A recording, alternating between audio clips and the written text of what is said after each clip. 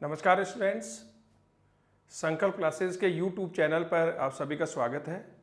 जैसा कि मैंने आपको पहले कहा था कि जैसे हमारे थ्योरी की क्लासें टॉपिक्स में पूरी हो जाएंगी तो उसके बाद में हम क्वेश्चन उसी टॉपिक से संबंधित प्रश्नोत्तरी लेकर आपके सामने आएंगे और वो हमने शुरू कर दी है। एक प्रश्नोत्तरी ध्रुवों पर हमने डाली थी, आज दूसरी प्रश्नोत्तरी हम उसी के तहत डाल रहे हैं। तो आपको मैं एक रिक्वेस्ट करता हूं कि आप इस चैनल को सब्सक्राइब कर लीजिए ताकि आपको नोटिस का पता चले कि कब प्रश्नोत्तरी डाली जा रही है, कब क्वेश्चन डाले जा रहे हैं। तो देखिए, दुर्गों पर दूसरी प्रश्नोत्तरी के तहत जो पहला क्वेश्चन है हमारा वो है कि निम्न में से कौन सा कथन गलत है। चार ऑप्शन आपके सामने, उनमें से 3 सही है और एक कथन गलत है, वो आपको छांटना है। पहला ऑप्शन है ऊंटगिरी का किला करौली में है। अब आपको छांटना है कि सही है गलत है। दूसरे ऑप्शन में जो बी में है वो है हापाकोट का किला जालोर जिले में है। सी ऑप्शन में है करणसर का किला जयपुर में है। डी ऑप्शन में है कि खींवसर का किला नागौर में है। तो आपको इन 4 ऑप्शनों में से एक ऑप्शन गलत है, बाकी 3 ऑप्शन सही है, वो आपको छांटना है। तो कोशिश कीजिए आप कौन सा ऑप्शन गलत है। तो देखिए, आप ऊंटगिरी का किला करौली में है, बिल्कुल सही है। करणसर का किला जयपुर में है, सी ऑप्शन भी सही है। खींवसर का किला नागौर में है, ये ऑप्शन भी सही है। लेकिन बी ऑप्शन में हापाकोट का किला जालोर में है, और मैंने जब दुर्ग करवाए थे उस समय बताया था कि हापाकोट का किला जालोर में न होकर के कहां पर है, यह है बाड़मेर में। और बाड़मेर की कौन सी तहसील में है, चौहटन कस्बे में। तो निम्न में से कौन सा कथन गलत है। पहले ऑप्शन में बी उत्तर है, क्योंकि हापाकोट का किला जालोर में न होकर बाड़मेर में है, जबकि ऊंटगिरी का किला करौली में ही है। करणसर का दुर्ग भी जयपुर में है और खींवसर का किला नागौर में है। दूसरा क्वेश्चन देखिए, किस दुर्ग में सुभट निवास, ये महल है, ध्यान से देखना, किस दुर्ग में सुभट निवास और खिलवत निवास स्थित है। कि सुभट निवास और खिलवत निवास जो महल हैं वो राजस्थान के किस दुर्ग में है। यहां पर 4 ऑप्शन में से आपको छांटना है। पहला ऑप्शन आपके सामने नाहरगढ़ दुर्ग जयपुर। दूसरा ऑप्शन है आपके सामने जयगढ़, ये भी जयपुर में है। तीसरा दुर्ग है आमेर, और डी ऑप्शन में है तारागढ़ अजमेर।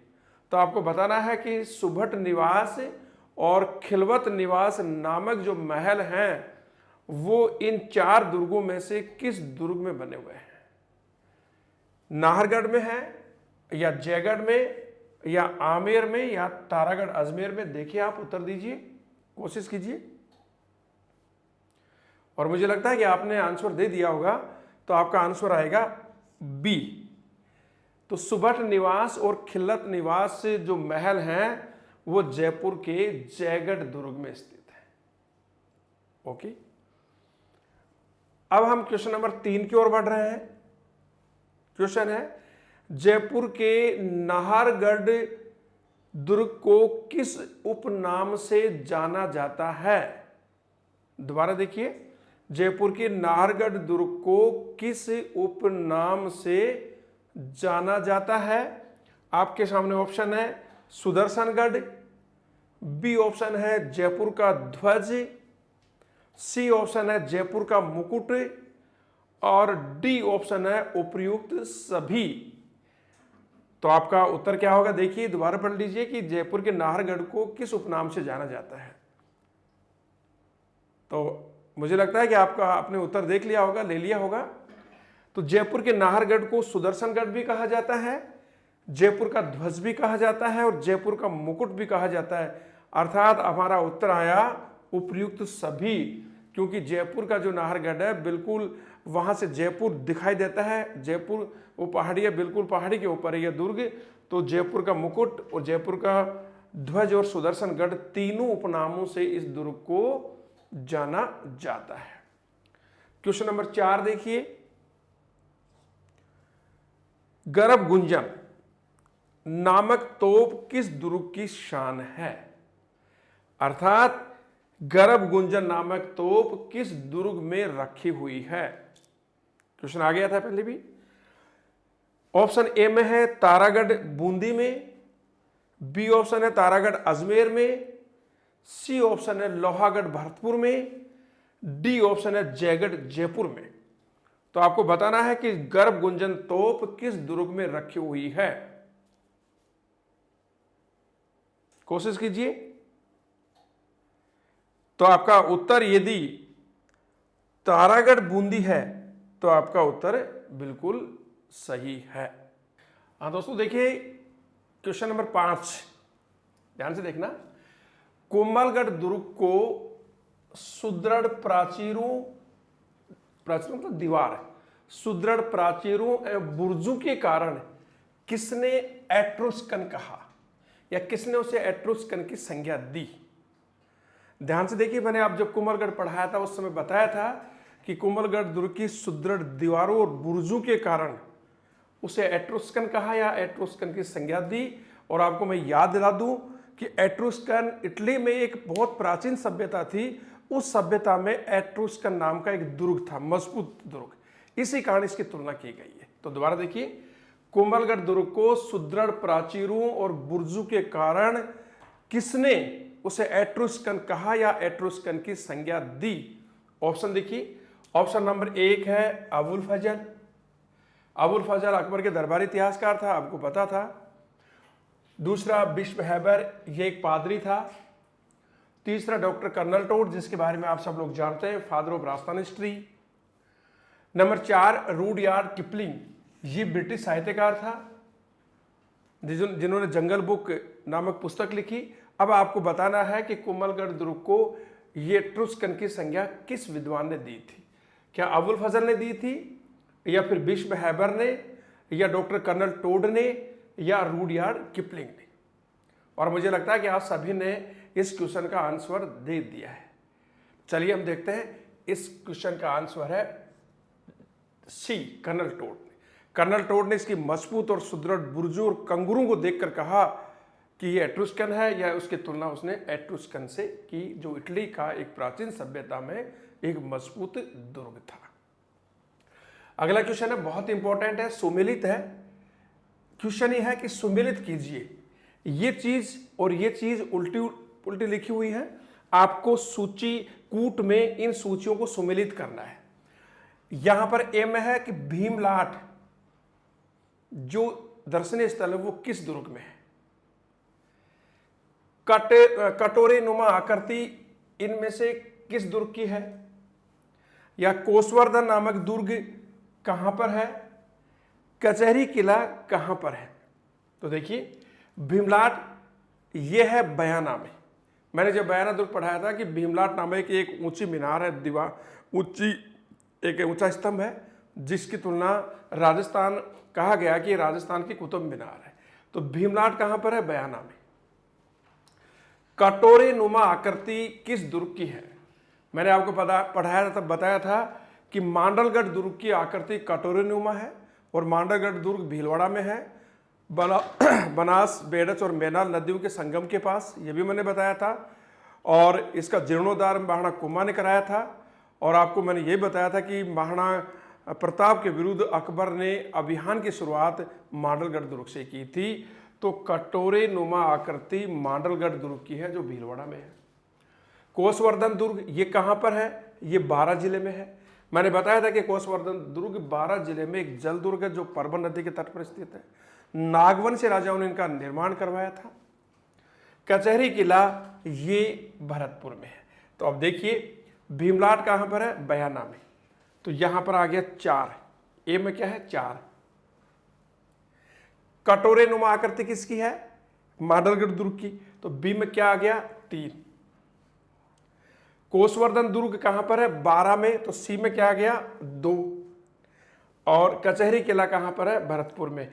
तो इसका उत्तर हो गया ए, 4, 3, 2, 1। हाँ दोस्तों, नेक्स्ट क्वेश्चन देखिए, question number 7। Doctor colonel Tod ने किस दुर्ग को राजपूताना के समस्त रजवाड़ों में सर्वश्रेष्ठ दुर्ग बताया है? दोबारा सुनिए, डॉक्टर कर्नल टोड ने किस दुर्ग को राजपूताना के समस्त रजवाड़ों में सर्वश्रेष्ठ दुर्ग बताया है? अर्थात कर्नल टोड ने राजस्थान के किस दुर्ग को सभी दुर्गों में सर्वश्रेष्ठ दुर्ग बताया है? ऑप्शन नंबर 1 है कोटा का दुर्ग, बी में है तारागढ़ दुर्ग बूंदी, सी में है नागौर का दुर्ग और डी में है जूनागढ़ बीकानेर। तो देखिए कौन सा क्वेश्चन पढ़िए और उसका उत्तर दीजिए। तो आपका उत्तर आएगा यहां पर तारागढ़ बूंदी को।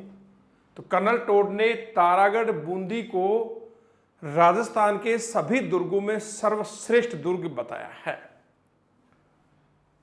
नेक्स्ट देखिए क्वेश्चन नंबर 8, किस दुर्ग में, ध्यान से पढ़ना, किस दुर्ग में सूफी संत मलिक शाह पीर की दरगाह और दिल्ली के सुल्तान अलाउद्दीन खिलजी की मस्जिद है? दो चीजें पूछ रहा है क्वेश्चन में यहां कि किस दुर्ग में सूफी संत मलिक शाह पीर की दरगाह एवं अलाउद्दीन खिलजी की मस्जिद स्थित है। ऑप्शन है सिवाना का दुर्ग जो बाड़मेर में है, बी ऑप्शन में स्वर्णगिरी, जालोर के दुर्ग को स्वर्णगिरी कहते हैं, सी ऑप्शन है सोनारगढ़, ये जैसलमेर का दुर्ग है, और डी ऑप्शन है गागरोन का दुर्ग जो झालावाड़ में है।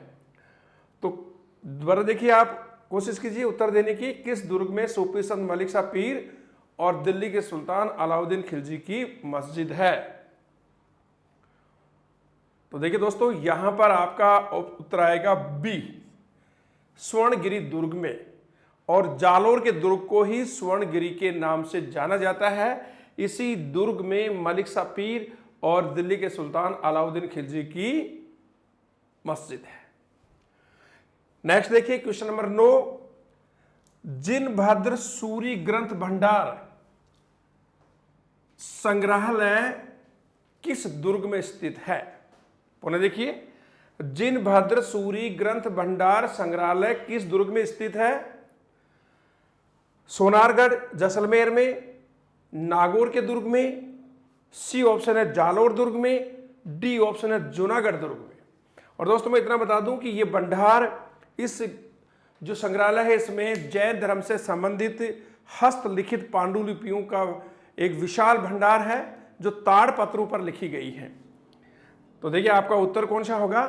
आपका उत्तर आएगा ऑप्शन ए, सोनारगढ़ दुर्ग जैसलमेर में जिनभद्र सूरी ग्रंथ भंडार संग्रहालय है और इस संग्रहालय में जैन धर्म की प्राचीन हस्तलिखित पांडुलिपियां रखी हुई हैं। नेक्स्ट देखिए क्वेश्चन नंबर 10 कि प्राचीन विजय स्तंभ, राजस्थान का सबसे प्राचीन विजय स्तंभ लोधी मीनार और ऊषा मस्जिद किस दुर्ग में है? लोहागढ़ भरतपुर में, शेरगढ़ धौलपुर में, तिमनगढ़ करौली में या बयाना के दुर्ग भरतपुर में? तो तीन चीजें हैं। सबसे प्राचीन विजय स्तंभ जिसका निर्माण समुद्रगुप्त ने करवाया था, लोधी मीनार, ऊषा मस्जिद, ये तीनों चीजें एक ही दुर्ग में हैं और किस दुर्ग में है आपको बताना है। कोशिश कीजिए। तो आपका यहां पर उत्तर आएगा डी ऑप्शन, ये तीनों ही बयाना दुर्ग भरतपुर में स्थित है। और नेक्स्ट देखिए नंबर 11, चित्तौड़गढ़ दुर्ग में किसने तुलजाई भवानी मंदिर का निर्माण करवाया था? क्वेश्चन पुनः देखिए कि चित्तौड़गढ़ दुर्ग में किसने तुलजाई भवानी के मंदिर का निर्माण कराया था? तुलजाई भवानी लोक देवी है और आपको पता है, तो मैंने जब चित्तौड़गढ़ दुर्ग पढ़ा है उस समय मैंने बताया था कि तुलजाई भवानी मराठा छत्रपति शिवाजी की कुल देवी है। अब इस दुर्ग में इस लोक या कुल देवी का मंदिर है, उसका निर्माण किसने कराया था? ऑप्शन देखिए, पहला ऑप्शन है बप्पा रावल, दूसरा ऑप्शन है बनवीर, तीसरा ऑप्शन है राणा कुंभा और चौथा ऑप्शन है महाराणा उदय सिंह। तो देखिए पढ़िए क्वेश्चन, तुलजाय भवानी का मंदिर चित्तौड़गढ़ दुर्ग में है। इस मंदिर का निर्माण जो 4 ऑप्शन है उनमें से एक ऑप्शन देखिए किसने कराया था, और मुझे लगता है कि आपका उत्तर सही आ गया होगा। देखिए इसका उत्तर, इस मंदिर का निर्माण करवाया था बनवीर ने। बापा रावल के बारे में जानते हैं कि मेवाड़ के गोहिल वंश के वास्तविक संस्थापक थे ये, और जब इतिहास पढ़ेंगे तो इनके बारे में विस्तार से चर्चा होगी। बनवीर ये दासी पुत्र था, और किसका दासी पुत्र था? पृथ्वीराज सिसोदिया का, जो महाराणा सांगा के बड़े भाई थे पृथ्वीराज, उनका दासी पुत्र था। राणा कुंभा के बारे में आप जानते ही हैं, और महाराणा उदय सिंह जो महाराणा प्रताप के पिता थे। तो यहाँ जो तुलजाय भवानी का मंदिर है, जो छत्रपति शिवाजी की कुल देवी है, उस मंदिर का निर्माण करवाया था दासी पुत्र बनवीर ने अपने तुला दान से। ये क्वेश्चन भी आ गया कि बनवीर ने चित्तौड़गढ़ दुर्ग में अपने तुला दान से किस मंदिर का निर्माण करवाया था? तुलजाय भवानी के मंदिर का। और ये किस महान पुरुष की कुल देवी है? ये महाराष्ट्र के छत्रपति शिवाजी महाराज की कुल देवी है। नेक्स्ट देखिए क्वेश्चन नंबर 12, भगवान शिव के, बहुत ही अजीब क्वेश्चन है, केवल ये यही है ये मंदिर, भगवान शिव के पैर के अंगूठे की पूजा किस दुर्ग में बने हुए मंदिर में होती है? उस दुर्ग में मंदिर है भगवान शिव का, और वहां शिवलिंग की पूजा न होकर के एक गहरा गड्ढा है, और वो गड्ढा है उन भगवान शिव का पैर का, और वहां शिवलिंग की पूजा न होकर के उनके पैर के अंगूठे की पूजा की जाती है। अब आपको बताना है कि वो मंदिर निम्न में से किस दुर्ग में स्थित है। पहला ऑप्शन है मांडलगढ़, ये भीलवाड़ा में है, कोमलगढ़ राजसमंद में, अचलगढ़ सिरोही में, गागरोन का दुर्ग झालावाड़ में। अब आपको क्वेश्चन का उत्तर देना है कि भगवान शिव का वह कौन सा मंदिर है जिनके पैर के अंगूठे की पूजा की जाती है, वो मंदिर किस दुर्ग में है? देखिए आप, ये मंदिर है अचलगढ़ दुर्ग में, जो सिरोही के अचलगढ़ में है। वहां भगवान शिव का मंदिर है जिसको अचलेश्वर महादेव के मंदिर के नाम से जाना जाता है, और वहां भगवान शिव का शिवलिंग या कोई मूर्ति न होकर के गहरा गड्ढा है उनके पैर का, और उसकी पूजा की जाती है। यह इस तरह का मंदिर राजस्थान में और अन्य कहीं भी नहीं है।